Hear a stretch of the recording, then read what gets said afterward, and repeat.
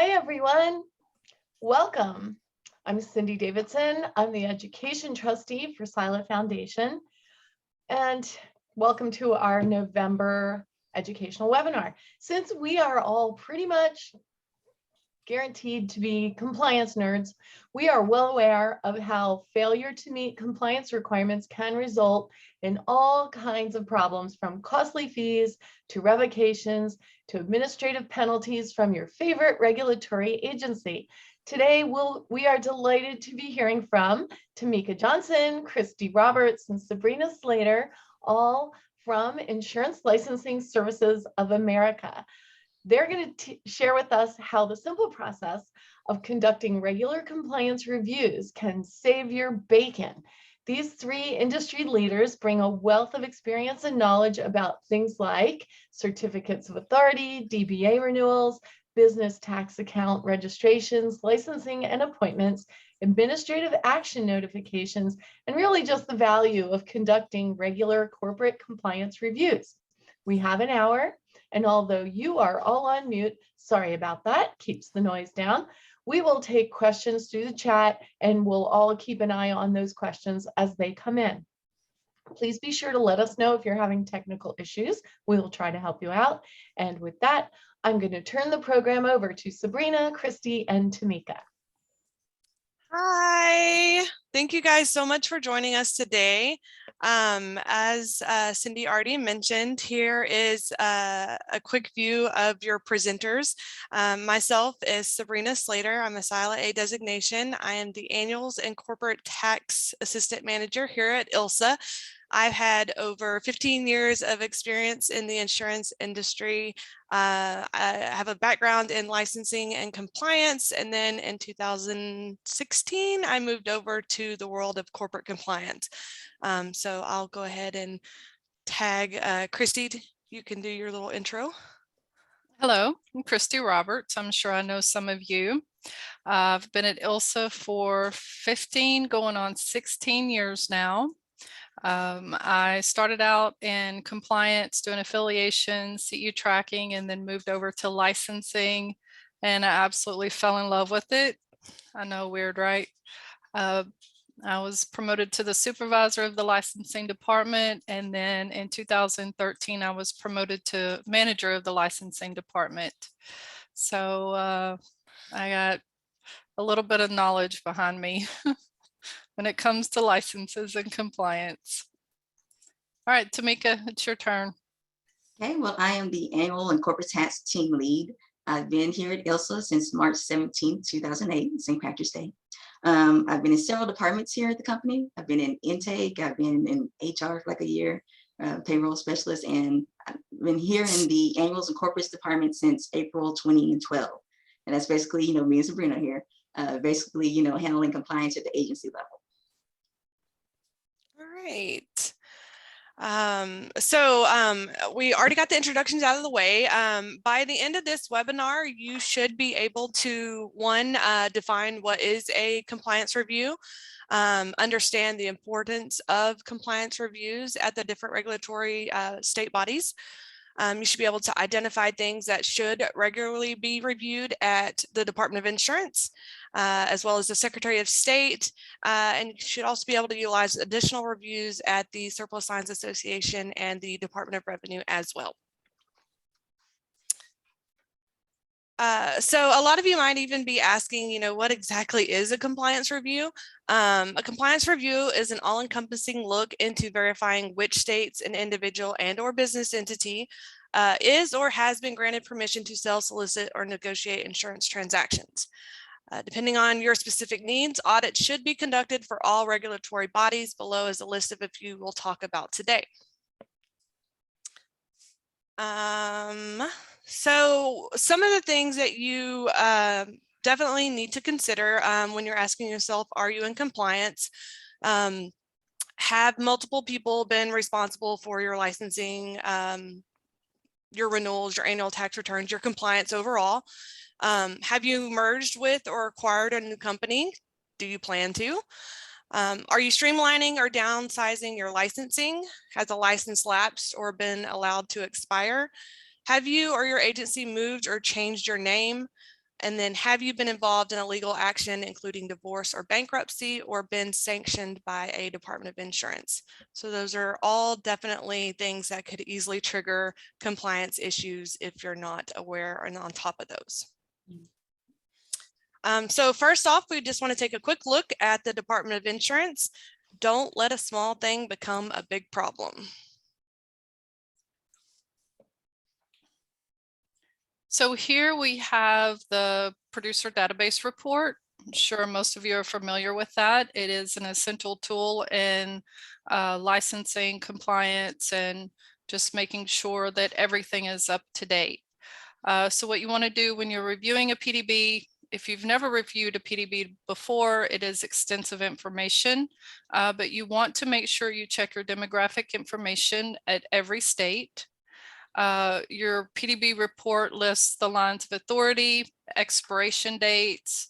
It's a good tool to make sure that the lines of authority you think you have is actually reflected at the Departments of Insurance. If you know you have administrative actions, and I can say especially some of the very old administrative actions may not necessarily reflect on the PDB or the RIRS report as it's called on the PDB, but the newer actions, I would say maybe from 2009, 10 will definitely be on there if the state has reported that to the PDB. And you can perform licensing PDB reviews for both your individual producers and your agencies. And of course, ensuring that information is correct, the demographic, all of that information is important to maintaining your compliance. If you've had name changes, gone through a divorce or a marriage, that information, once you update that information at the state, will be reflected on the PDB. So let's say if you're a resident of Illinois and you have licenses in the other states, you only update Illinois, well, that's going to be reflected on that PDB. You would need to update those other states as well. So here we have just a 2-page report of a PDB because, like I mentioned before, it is extensive information. All appointments or canceled appointments are on this. So each state that tracks those appointments, it's going to be listed on the PDB. So here we have the PDB for Joe Snuffy. It tells you the date it was ran. It lists his producer licenses, his appointments, the report date. In this case, he's a resident of Illinois. He has the following states listed. And then if Sabrina will scroll up just a little bit, up here where it says RIRS, that's where what the states refer to as the RIRS report. Joe has been a good guy and he does not have any administrative actions on file. If he had been sanctioned, they would be listed here. As I mentioned earlier, it just depends on when the state reported them and if the state reported them. So, and as I mentioned, it is extensive. It lists name and addresses for all of the states that they have on file, license information. Yeah. A little bit of everything. A little bit of everything. Apparently this original PDB was over 215 pages long. So yes, it was. Yep. Definitely quite a wealth of information. It is. Very much so.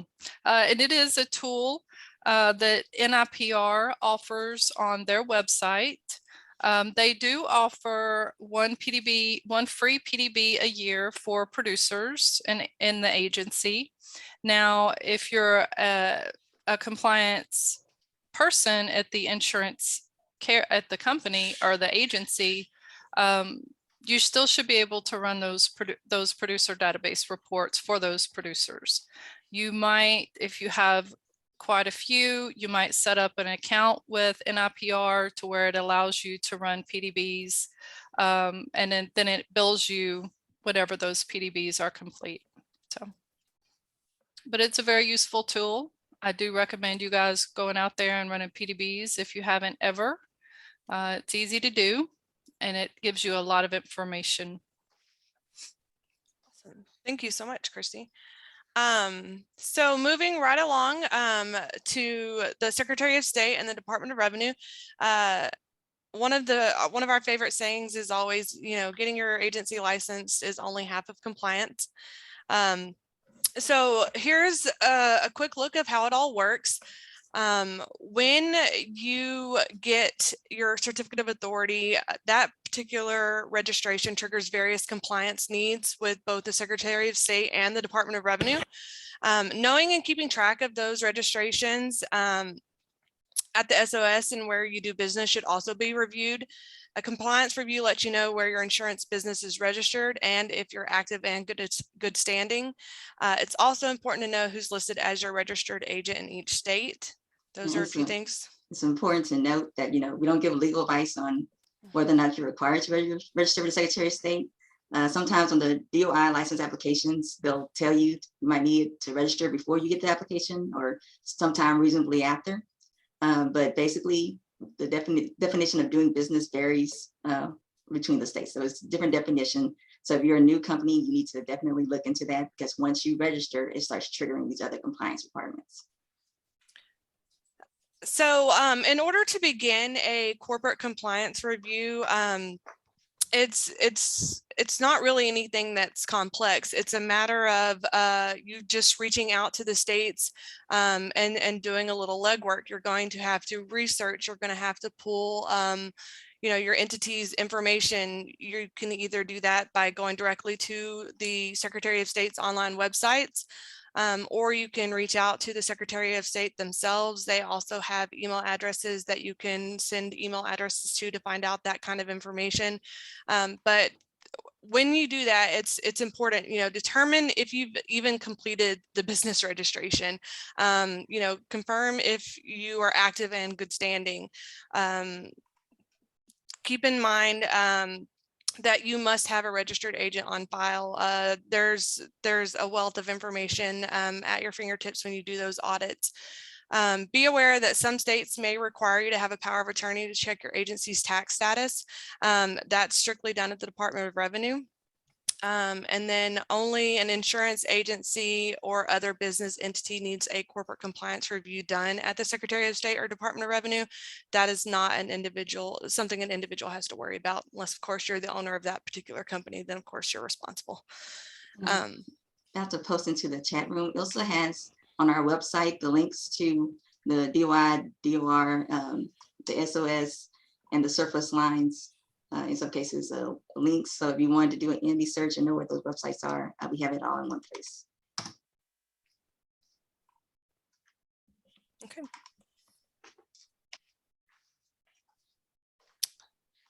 So annual returns, which are done with the Secretary of State, those registrations are done with the SOS and can trigger annual return requirements. Annual returns are important to keep the company record updated and in compliance. I'm sure some of you have already submitted some form of an annual return in some state. So as you guys know, that's strictly just I like to call it a glorified renewal. It's really strictly updating your officer information, making sure that your addresses, your business and mailing, your contact information is up to date with the state, and just making sure that nothing has changed, and if it has, that you're making the proper notifications. Now, sometimes like if it's just something as simple as officer information and addresses, that can be reported on the annual report and updated at that time. But if there's something such as like a structure change or a name change, there may actually be amendments that have to be filed. So keep that in mind. Just know what your requirements are. And if you're unsure, you're more than welcome to contact Tamika or myself. We'd be more than happy to help you out.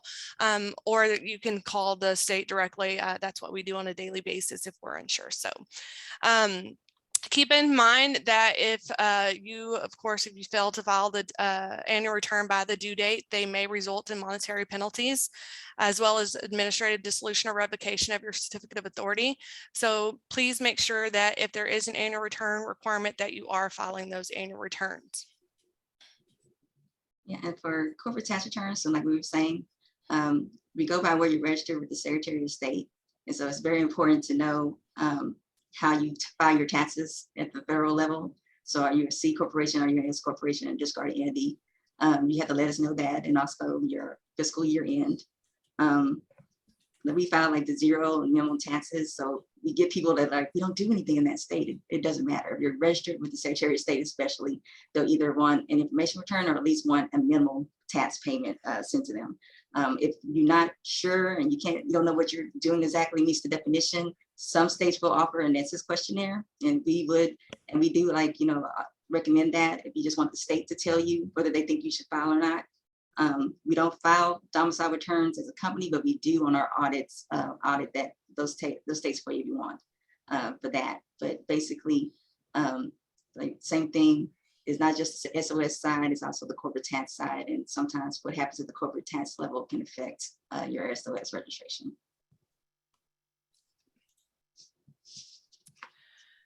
So registered agents, what is a registered agent? It is a person or a company designated to receive service of process or official mail on behalf of the business entity itself. Each state requires entities to appoint a registered agent who has a physical location in that state where the agency intends to register with the Secretary of State. So please keep that in mind. If you're trying to register, say in the state of Texas, you actually have to have a individual or a service provider, corporate service provider who is physically in that state. They can't be in Louisiana. They can't be in your home state of California. They actually have to have a physical presence there in Texas. Why is it needed, you may ask? Registered agents actually provide a systematic way to ensure business can be reliably contacted with official and legal notices, such as service of process, or if it's something as easy as just an annual return notice itself, they want to be able to make sure that whoever is responsible for those types of filings are actually receiving those notifications and taking action on it. Please keep in mind that some states, even like the state of Ohio, will actually revoke your certificate of authority if you do not maintain an active registered agent on file. So it is imperative that one, you know who it is, and two, that they are reliable and actually listed actively on your certificate of authority. And more states are offering you a chance to provide an email if you want to get your annual return reminders or things directly sent to you or someone at your company.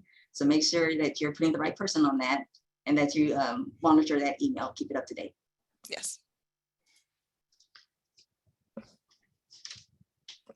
Okay, so if for whatever reason you're checking your state, the status of your certificate of authority in a foreign state, and you notice that it says revoked, you may be required to file what is called a reinstatement.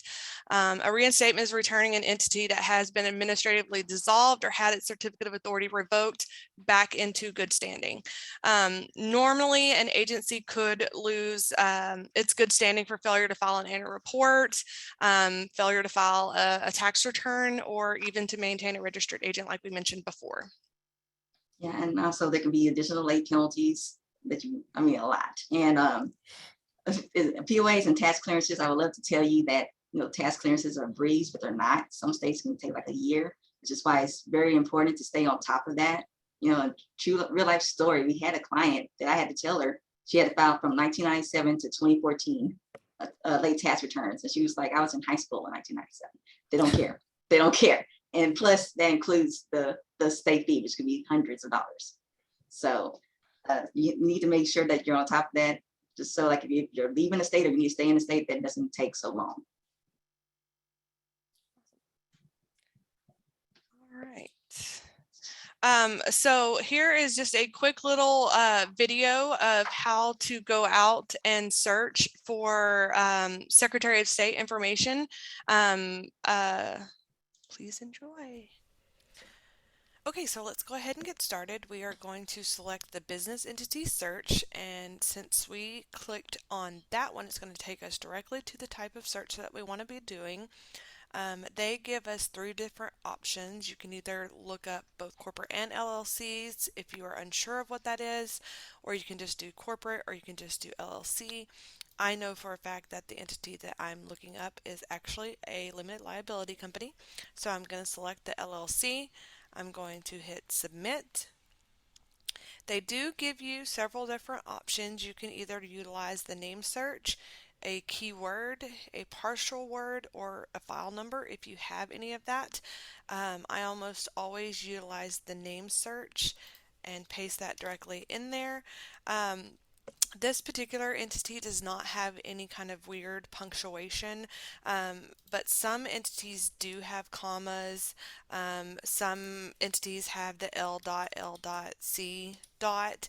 That can really throw off a lot of the searches. So in order to kind of go around that, what we typically do is we'll just take all of that out and only search for the top three, maybe one, two, three at the most, uh, words and utilize that as your search. And that way you're just getting the true real names. You're not getting disqualifiers because the punctuation didn't fit just right or something like that. So I would highly recommend just utilizing those top one to two, three at the most keywords when you're doing your name search. Hit continue. It's going to pull up any search results that the state does have on file. We already know that this is our entity right here. We're going to click on that. And it's going to bring your LLC file detail report. This is where you're really going to look at what the state has on file. You're going to pay special attention to the file number. Make sure that the entity name they have on file is really what it should be, that there's no misspellings or anything like that. The states are human too. Sometimes whenever, even if you submit an application and your name is pristine in the way that it should have been, sometimes whenever that data information is transferred to the state's records, there could be mistakes. So you just want to, again, audit that, make sure that what they have on file what should be what is actually on file in your domicile and what is truly your business entity's name. The main thing that you want to look at when you're doing a corporate compliance review and you're making sure that your entity is truly in a active good standing. So depending on what state website that you're looking at, it could very well say active, it could say good standing. The words that you really want to take notice are revoked, administratively dissolved, withdrawn. Those all mean that you are no longer able to do business. So if you see active or good standing, in this case, of course, we see active, then you are, of course, good to go. Another thing that I like to do, I want to make sure that everything that the state has on file is truly what should be there. I want to check the addresses. I want to make sure that the entity type, if I know that we're a limited liability company, I want to make sure that this does not say corporation. I want to make sure that if we're in this is a foreign state, that it truly says foreign and it wasn't registered as a domicile. I want to make sure that the organization and mission date is correct, and that's what I have in my records. You want to make sure that, if your jurisdiction, which in this case is Delaware, is truly Delaware. You just want to just put an extra pair of eyes, look at all the information that they have on file, and make sure that what's there truly is there. Same way with the agent information. This is the registered agent information. You want to make sure that that hasn't changed or this isn't blank. You do have to maintain a registered agent on file. So if this is blank, then that is definitely an issue. We need to call the state, call your registered agent. We need to get that fixed as soon as possible. So one of the key things that we're looking at, especially if you've been in business for some time, we want to make sure that your annual reports have been timely filed and that you are completely up to date on any past due annual reports, and just make sure that you don't have any past due. You want to make sure that you're up to date on all of your annual reports. The state of Illinois actually doesn't list out all of your filings, but they do allow you to see when was the last filing. In this case, the last filing that they have on file is for the 2021. And it also provides the filing date, which was September 22nd of 2021. So knowing that that their next annual report is due between September 1st and November 1st of 2021, the fact that they have filed that in between there means that they are active and good standing. Their next annual report is not due until between September and November 1st of 2022. So, Illinois also lists manager information, so that's just another thing that we can take a look at. And that's pretty much what you're looking for. If there's ever any doubt, or if you ever have any questions about the information that a state has on file, I would highly recommend that you reach out, you call the state, and you question it. Don't just let it ride. If you see something when you go in to file your annual report, that is a perfect opportunity for you to update addresses or manager information or anything that shouldn't be there. Like I said, that's a perfect opportunity to fix those things. If it's major things that may require an actual amendment, that's typically a separate filing. But again, if you reach out to the state and you contact and question those things, they will be more than happy to tell you how to correct whatever it is that you have your question about, or you see that there may be a mistake on. They will show you how to make those amendments. So that's pretty much it in a nutshell for the state of Illinois. I will do another one. Okay, so as you can see, finding that information, especially at the Secretary of State level, is pretty dead burn easy. It's just a matter of knowing where to go and where to find it.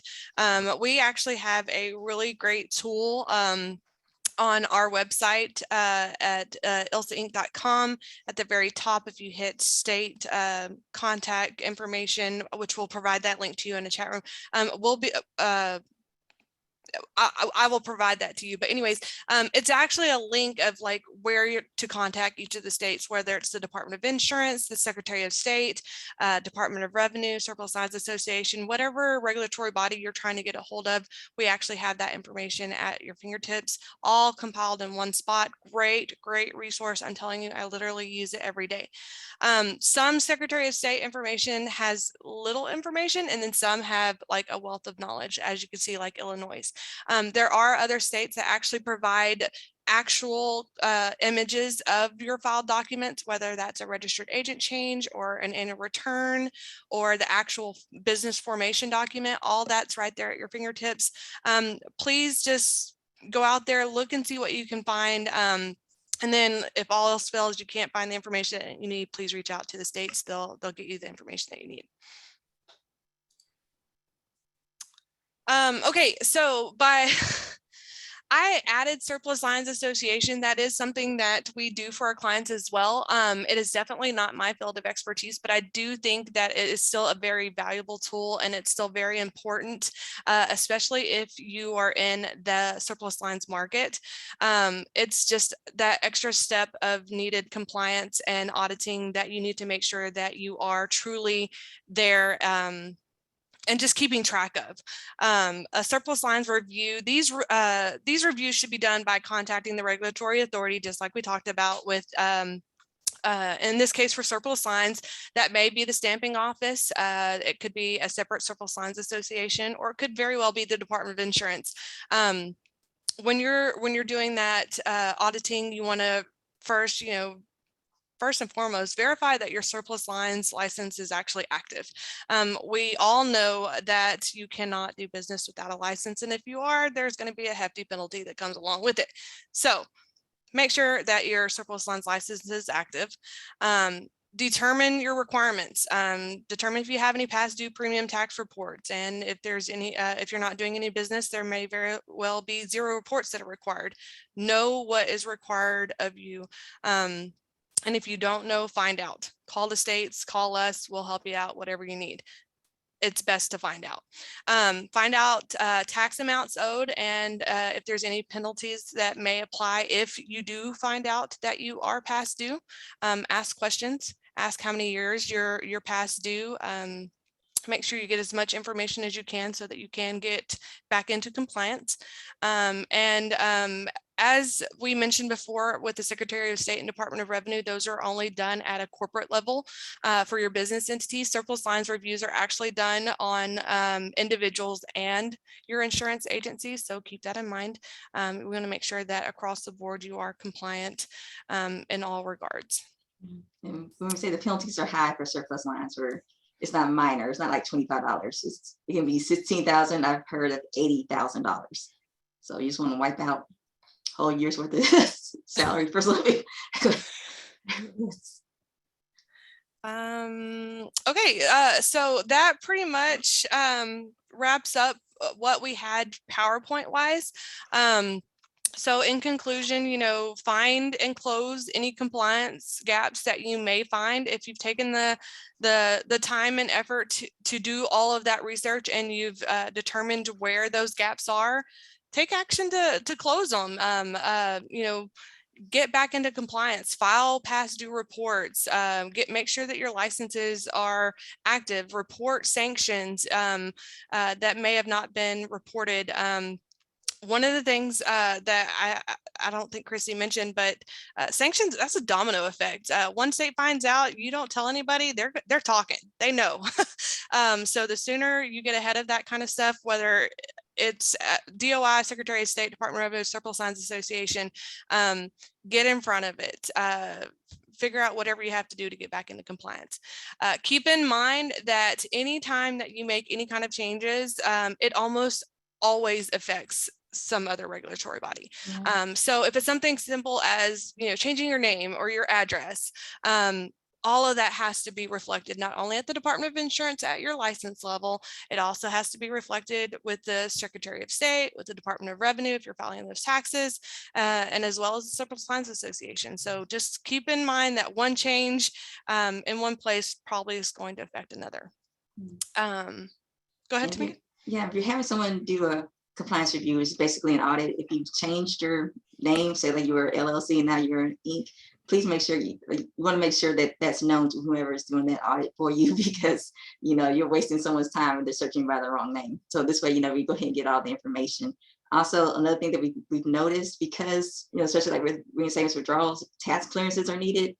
Or even with power of attorneys, they ask you what's your address, and if you don't have the address that is on file, they don't want to talk to you. So make sure that if you're doing any business ever, if you had any contact with these people and they have your address, keep it updated, just so you make sure you're getting the information back to you. All right, so knowing the ins and outs of your individual and agency's data and conducting regular reviews of this information will set you on the right path towards achieving and maintaining compliance. Based off of everything that we talked about today, if for whatever reason you have a specific question or a specific scenario, or you've come across something, Christy, Tamika, and myself, like I said, we've been around the block for a while. We'd be more than willing to answer any questions or concerns that you have. I see that we have quite a bit of time left. I haven't really seen anything come through the chat, but if you have questions that you guys would like to pick our brains right here now, we'd be more than willing to help where we can as well too. I see someone wanted to know if the copy of the slides would be available to them. Yes, I'm sure, Cindy, I can provide that to you, or Mary Ellen. There's no reason whatsoever why we can't provide that. that's a wealth of information. There's also a couple things that we've mentioned, you know, the resources that we use. I'll be sure to share that as well. Great. All right. So I don't see other questions coming in. We will be also posting a recording of this, so the slides would sort of come along with that. Wow, what we sure went to the experts today for compliance reviews. I don't know about you guys, but we're at the point now where we're setting our goals for next year, and I think everybody needs to write down to do a compliance review beginning of next year. So we need to get that scheduled. We so appreciate you, Sabrina, Christy, and Tamika. Oh my gosh, my cat just jumped into the frame. Oh, This is Stuart. He is very happy to see everyone. He pushed the door open just when I started. Sorry about that. So thanks for spending time with us today and really illuminating for us how critical these regular compliance reviews can be to anyone working in a highly regulated space like we do. He's not going to take no for an answer. Okay. This webinar we do have a question. He does. Does he have a question? I don't know. Janine, I hope I'm saying that right. Janine Craig said, do you recommend obtaining copies of certificates of good standing or just checking the Secretary of State and confirming you are? Really, the only time that I obtain a certificate of good standing is if the state is specifically asking for it. So, I mean, to me, looking at those state websites and seeing that you're active in good standing, if you're just want peace of mind, I think that that is truly good enough. But if for whatever reason you are branching out into a foreign state, or say you're filing an amendment or something like that, you may be required to submit a certificate of good standing before they make those changes or before they even allow you to do business in that new state. So at that time, you are going to have to spend the money. You will actually have to request a certificate of good standing from your domicile state at that point. So if you're just doing your compliance review, I would say no.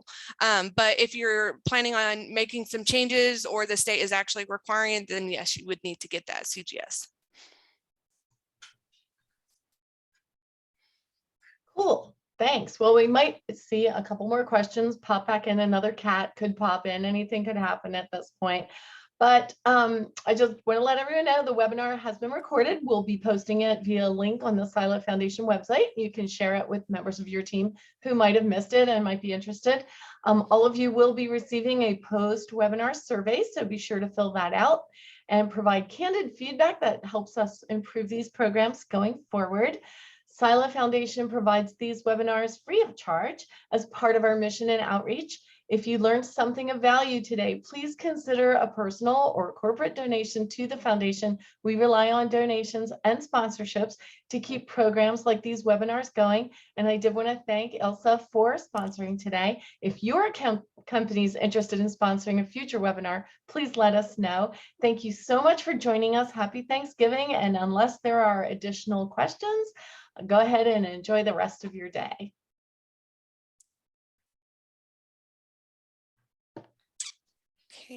Okay. Oh wait, we do have one. Okay, so Imelda said, in your experience, have you experienced a state that is more stringent than others? Oh yes. Oh yeah.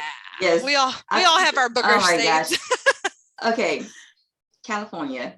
California. Are we surprised? I'm just going to bring this up because penalty wise, and that's just filing in general, for the non-resident states that we do the filings for, non-LPs, you have to file the payment the year before, which can be kind of confusing for people. So if you miss the payment and you miss, say, the return, and you filed that late, then that can lead to penalties on two sides for paying late and then for the filing the return late. And it could be thousands of dollars. And if you don't get notified on time or you let it drag on, that just keeps on growing and growing and growing. Rhode Island, I know it's like New York. They can take it back a decade or more as far as like which returns they want you to file.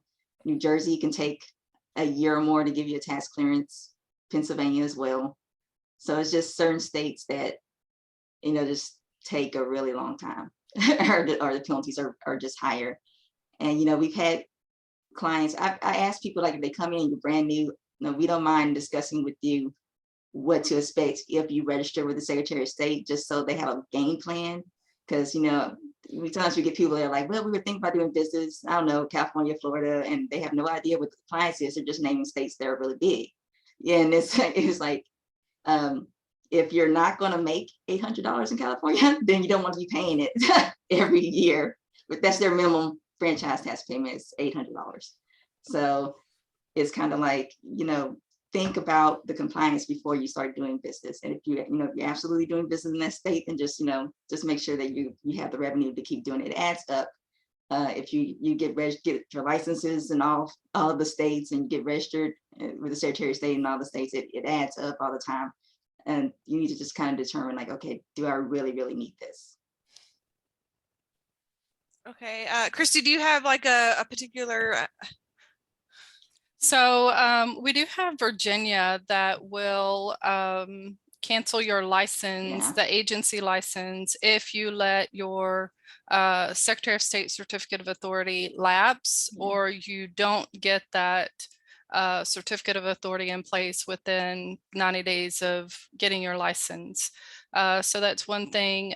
New agencies, agency managers, you want to be thinking about when you're applying for the licenses. As Tamika mentioned, there are some that require it before the license is even in place. You have to get name approval and a copy of that certificate of authority, but there's compliance on the back end side too. You're not getting away with it. You're not getting away from it. You're still going to have to register at the Secretary of States in those states that you're doing business in.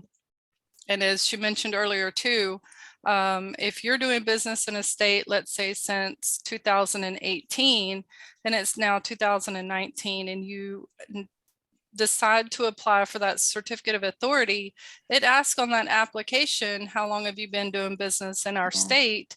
And if you put on there since 2018, they're going to charge you an annual fee and probably a penalty fee for not getting that certificate of authority in place shortly thereafter getting that license.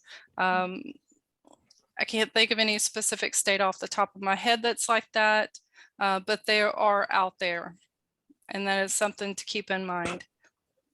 It's kind of surprising how many states don't really send notices, and it's just like, you know, those states that come back when you've already kind of like submitted a reinstatement or withdrawal request, and they're like, well, you owe for a decade or more. You're like, they don't feel like they have to send you a notice always. They're like, you should have known the law. And like, same thing with the certificate of authority registrations. I'm glad that certain states will tell you on the application, but a lot of them don't. And so like, there's one state that starts sending notices to everyone. It's like, you should have been registered with the Secretary of State, and these are the consequences, but they didn't really tell you up front. So it's kind of like, you just need to do your research. So, you know, like with the departments of insurance, they expect you to know each state's laws and regulations. The Secretary of State follows that too. They expect you to know what you're supposed to be doing in their state. A lot of lawyers and attorneys and things to that nature, you know, we've had to argue with them, and we've told them, like, you may not feel your company or agency needs to be registered, but in our experience, we have seen it happen to where the agency wasn't registered. They had been doing business for many years, and they received thousands of dollars worth of penalties, and $14,200 comes quickly to mind for one of our clients. So it can be extensive, and it can be a burden to do, but it's well worth it to keep yourself in compliance. Awesome. Great question, Imelda. Does anybody else have any other questions? I was wondering, has anyone else had like received a notice or anything that you had a question about?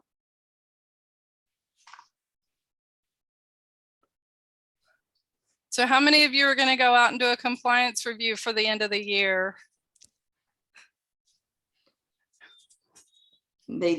I would advise that you do that, because I know like most of your annual returns are going to start getting processed at the top of the year. So like, you know, there's some that are due like in December. For most part, it's going to be at the top of next year. So just go ahead and get it done, and don't get surprised.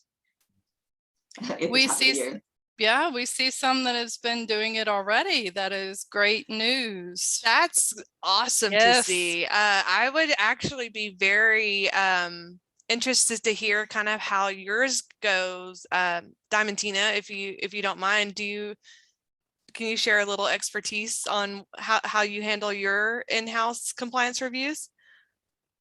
And how long does it take you?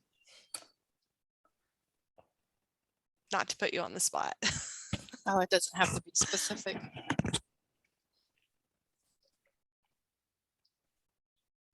Oh, okay. So she reviews all listing at renewals. Okay. Awesome.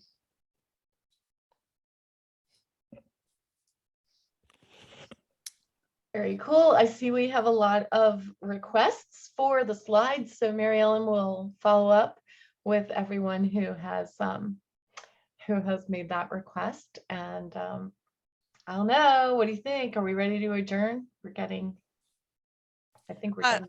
Yeah, I think so. And then all of our contact information will be in the PowerPoint. So like I said, if you can't think of a question right now, but maybe a week or after you've had some turkey, you might get some questions. By all means, please feel free to reach out to us. We'd be more than happy to help in any way that we can.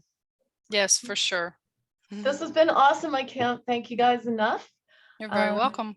Really appreciate it. And we will see everybody on the other side. Happy Thanksgiving.